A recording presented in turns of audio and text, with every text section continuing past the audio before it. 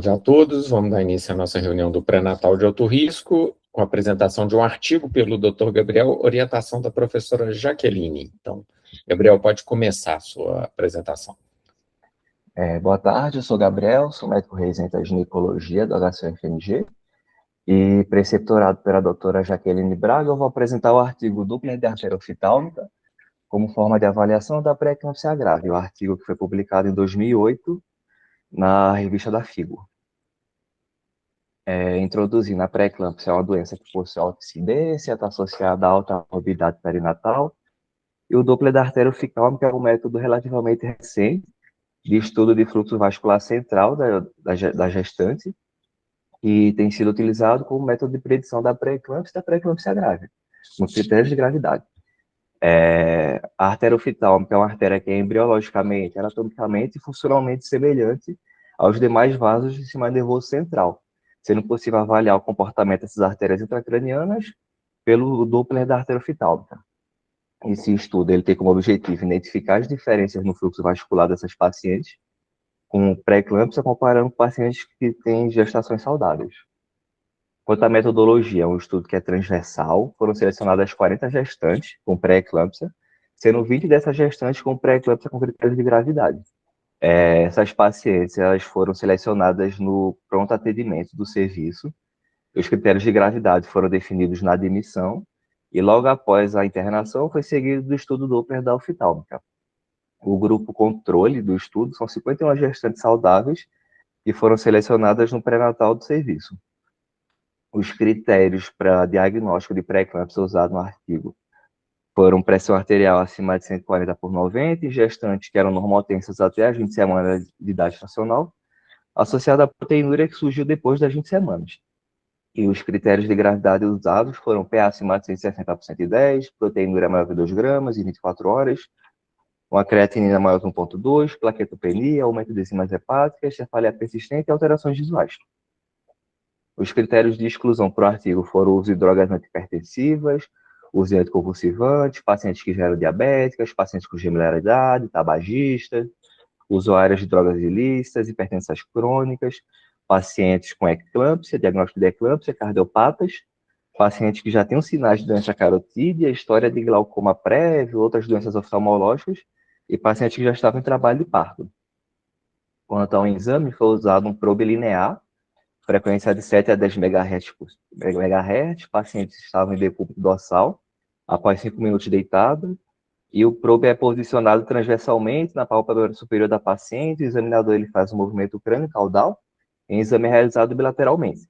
É identificada a artéria oftálmica a 15 mm de disco óptico, medial ao nervo óptico.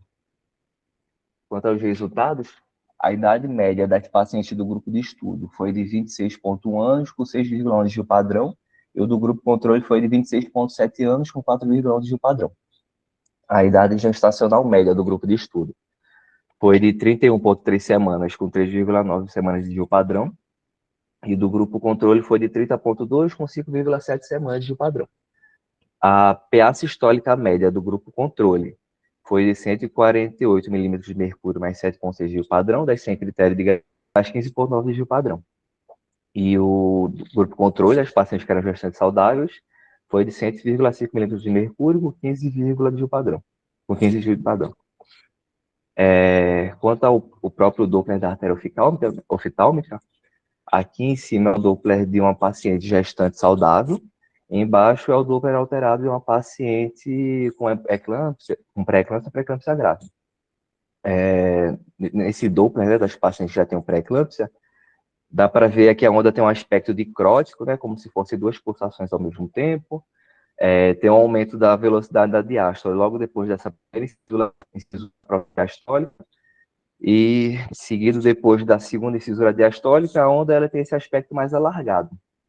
O índice de pulsatilidade e o índice de resistência foram menores nas pacientes com PE, comparado com pacientes saudáveis, mas não chegaram a diferir entre as pacientes que eram PE sem critério de gravidade e PE com critério de gravidade. Aqui é só para exemplificar, é uma paciente lá do Risoleta que chegou a fazer Doppler de artéria oftálmica, que a gente consegue ver essa alteração que tinha aqui nessa segunda imagem. A gente vê esse aspecto dicrótico, tem essa segunda cisura diastólica, e logo depois essa onda ela é mais alargada. Foi visto também nesse estudo que teve uma diferença significativa no pico da velocidade sistólica, velocidade diastólica final e peak ratio, que são sinais de impedância, comparados com as gestantes saudáveis e com as pacientes do grupo de estudo. E essa diferença também foi nas gestantes que tinham PE com critério de gravidade e PE sem critério de gravidade. Diferença do índice de pulsatilidade e de resistência que não houve diferença. Ele conclui que tem algumas teorias que podem explicar essa vasodilatação oftalmica que vai ocorrer nas mulheres com PE. Uma das teorias vai descrever que durante a gestação tem esse aumento do débito cardíaco, seguido por uma vasodilatação sistêmica compensatória, que objetifica manter a pressão arterial estável e, contanto a doença vai progredindo, vai vendo um aumento da resistência vascular da gestante. Já a outra teoria propõe que a redução dessa resistência do leito orbital e do sistema nervoso central como um todo é um mecanismo autorregulatório para manter a oxigenação de área vital como sistema nervoso central, como se fosse uma centralização materna mesmo. Ele diz que o exame é de fácil realização, pode ser realizado ao mesmo tempo do Doppler obstétrico convencional e que a gente vê que tem diferenças significativas no Doppler das pacientes que têm pré-eclâmpsia comparado com as gestantes saudáveis e que a piora da doença também vai estar associada a essa redução da impedância vascular, aumento de PR, PSV e EDF, e que o exame pode ser utilizado para identificar pacientes que têm risco aumentado de complicações graves, como, por exemplo, a eclâmpsia e outros desfechos neurológicos desfavoráveis. É isso. Obrigado, Gabriel. Vou passar a palavra para a professora Jaqueline fazer os comentários dele. Boa tarde a todos. Quero parabenizar o Gabriel pela apresentação objetiva, sucinta, e, sobretudo, porque eu tive pouquíssimo tempo, eu passei o artigo para ele há um bom tempo, mas eu tive pouquíssimo tempo para dar as orientações, e hoje a gente fez umas discussões, assim, por mensagens até, né? E ele acatou muito bem. Parabéns, Gabriel. Né? E qual foi o meu objetivo? Um artigo de 2008, professora, nossa, né? A gente sabe que, mesmo sendo um artigo antigo, né, a gente tem que pensar qual que é a base. É importante que a gente pegue artigos que são realmente, assim, a base dos estudos. Esse não é a base, mas um artigo mais antigo, e o Gabriel começou lá falando a respeito de ser um método relativamente recente. Um método antigo, mas que na clínica ainda ele não está sendo extremamente utilizado, porque a gente ainda acredita que os fatores epidemiológicos aí possam ter uma maior empregabilidade. Mas existem muitos estudos que estão sendo realizados, a gente tem um estudo, né, que foi inicialmente no nosso departamento, com o doutor Alexandre. A gente está agora, né, com a pesquisa do PLGF, o Mário também batalhando por isso, e a gente vê... e teve essas imagens, inclusive, procedidas pela Larissa Reis, que fez essas imagens lá no Risoleta de uma paciente, que ela achou extremamente interessante. Eu falei, Nath, eu estava pensando em fazer o Doppler dessa paciente, tudo bem? Aí ela me mandou as imagens, ou seja, tem cada vez mais sido utilizado na clínica como forma de predição.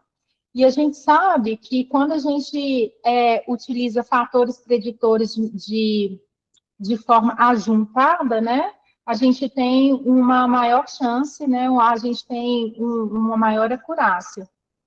Claro que não perde ainda pela nossa, já que a gente está num país subdesenvolvido, a gente ainda não perde em utilizar somente os epidemiológicos. Mas eu reforço aqui o uso, a prática, está treinando os residentes a ter um olhar clínico, a ter um olhar sobre essas ondas, né? Porque eu até falei com o Gabriel, eu não sei fazer, eu não sei avaliar o laudo e sei o que quer dizer, mas um residente em processo de formação em 2026 não pode sair da residência sem saber a importância, né, de avaliar, seja um Doppler de artéria uterina, o que significa, um Doppler fetal, e o Doppler da artéria oftalmica, que mostra aí uma alteração de perfusão cerebral, né, e que está relacionada aí a uma gênese da doença. Então, por isso que eu trouxe esse artigo.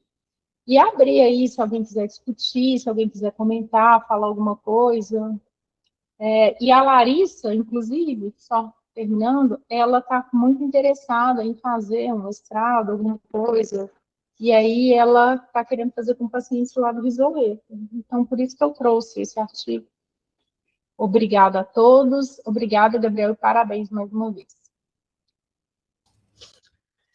Obrigado, Jaque. Então, o Doppler da artéria oftálmica, ele tem, para nós, esse aspecto histórico, né? Porque o Alexandre, que é oftalmologista aqui do Hospital das Clínicas, ele foi a primeira pessoa que fez no Brasil o Doppler da artéria oftálmica. Ele começou, ele já contou essa história algumas vezes, um projeto com o professor Cabral, foi o doutorado dele, e ele que meio que trouxe o Doppler da oftálmica para a obstetrícia. E depois a doutora Angélica, que é a autora desse artigo que eles apresentaram, a doutora Angélica Diniz, Debs Diniz, lá de Uberlândia, ela que depois que o Alexandre meio que concluiu a linha de pesquisa dele, ela que deu continuidade nessa linha de pesquisa. E agora a gente está pensando em voltar a fazer. Tem até uma aluna nossa de mestrado, Jaque, que já está com um projeto para fazer, que é a Pauline. Pauline, você está aí no... Eu encontrei com ela aqui na faculdade, ela me falou, Pauline. Oi, aí. Abre aí sua câmera, Pauline. Pauline? Então, a Pauline já está com o projeto, já estamos... O Alexandre está treinando ela, né, Pauline, para você começar a fazer. Então, provavelmente, em breve, lá na maternidade, a Pauline vai fazer o Doppler dessas pacientes com pressão alta. Mas aí, o que a Pauline quer ver porque, por exemplo, o Nicolaides, ele usa muito o Doppler para predição da pré-eclâmpsia. E a gente quer ver a predição de complicações, né, que é o que a Angélica acha também, a Angélica lá de Uberlândia acha que é mais... teria uma aplicabilidade maior do Doppler. A Angélica ela tem duas linhas lá. Ela vê a questão do diagnóstico diferencial entre pré-eclâmpsia e hipertensão crônica e a predição de complicações, já que a gente tem esse acesso às arteríolas cerebrais, né, dá uma ideia do fluxo cerebral. Então, por exemplo, a paciente que tiver o Doppler alterado provavelmente já tem mais risco de fazer uma press, de fazer uma eclâmpsia, né? Ela vai pegar as pacientes com pré-eclâmpsia grave para tentar fazer a predição das complicações. Então, nós estamos em processo de aprovação do projeto. A ideia era juntar ele com o PLGF, mas o PLGF parece que já está quase acabando, né? A gente já está finalizando. Eu até falei com Pauline, acho que a gente já chegou na meta das pacientes, mas independente desse estudo, a gente tem uma grande quantidade de pacientes, e se quer ver complicação, melhor ainda, porque aí a gente parte de um outro, né, de um outro pool de pacientes. Não falta paciente. E se a Larissa está interessada em fazer lá no Risoleto, às vezes ela entra nesse projeto da Pauline também, que aí aumenta a casuística. Isso, ela está muito interessada, inclusive ela que cedeu essas imagens, assim, eu nem perguntei para ela, falou assim, eu estou fazendo uns exames aqui, eu estou achando super interessante, eu queria compartilhar com você um exame que mostra não só a predição, mas possíveis complicações, e me mandou, assim, do nada, eu falei, então eu vou levar isso para a reunião. Tá, Pauline, você está de volta aí, quer falar um pouquinho do seu projeto? Eu estou aqui no estacionamento da PUC, aí eu acho que o sinal ficou meio ruim. Bom, gente, boa tarde, meu nome é Pauline, eu sou mestranda agora, né, acabei de entrar no mestrado, agora em 2026. Inicialmente eu tinha trazido a ideia da gente fazer o Doppler como predição, né, de pré-eclâmpsia, mas o que as referências têm mostrado aí de forma reiterada é que de fato tem um benefício, né, assim, para poder, para ajudar no diagnóstico e na predição, mas que isso já está bem documentado na literatura. Então, discutindo com o professor Mário, a gente acabou optando por mudar o foco e trazer, assim, que é uma coisa que não tem tanto ainda, não tem muito trabalho, e as coisas que tem são com N's muito pequenos, para a gente poder avaliar realmente as complicações da pré-eclâmpsia nas pacientes que vão estar internadas no HC com o diagnóstico já afirmado. Então, já partir de um ponto mais à frente para a gente poder avaliar essas pacientes. A gente pegou até uma umidade gestacional bem grande, assim, um intervalo bem grande, para a gente poder, como não tem muita coisa na literatura, até para a gente ter mais variáveis para poder analisar, né, e fazer esse acompanhamento. Sou uma ex-aluna da faculdade, estou muito feliz em retornar. Quem tiver interesse também na área, vai ser um prazer receber a colega, né, a Larissa também. Não a conheço, mas vai ser um prazer enorme se a gente pudesse trabalhar juntas, aumentaria bastante nosso INE, e eu, né, assim, tenho um prazer enorme, ainda mais porque ela já tem experiência, né, eu ainda estou aprendendo a fazer o Doppler, então, se alguém também tiver interesse, vai ser um prazer trabalhar em parceria. Beleza, Pauline. O Clóvis quer fazer um comentário, Clóvis? Eu acho que o Doppler de artéria oftálmica, ele deve justamente ir para esse lado, né, de tentar, que assim, pela clínica é que a gente geralmente define se a paciente é uma pré-eclâmpsia ou não, né, pela progressão constante da pressão arterial, apesar do reajuste de antipertensivo ali, né, e talvez ele tenha uma utilidade, talvez justamente no segmento ambulatorial das pacientes, né? Aquelas que poderiam ser internadas ou conduzidas ambulatorialmente, dependendo de alterações descobertas na artéria oftálmica. Talvez valha a pena você também procurar por essa linha aí, né? Não sei se seria interessante, né? Porque muitas vezes as conduções ambulatoriais elas são desastrosas, né? Geralmente nas tardias a gente encontra essa oportunidade de conduzir ambulatorialmente, né? Nas pré-eclâmpsias mais tardias, depois de 34 semanas, que estaria, e o Doppler aí poderia ajudar, né, no discernimento desse tipo de paciente. Só uma ideia para ver se Não, mas ajuda. a gente pretende fazer isso mesmo, Clóvis. Não especificamente para definir acompanhamento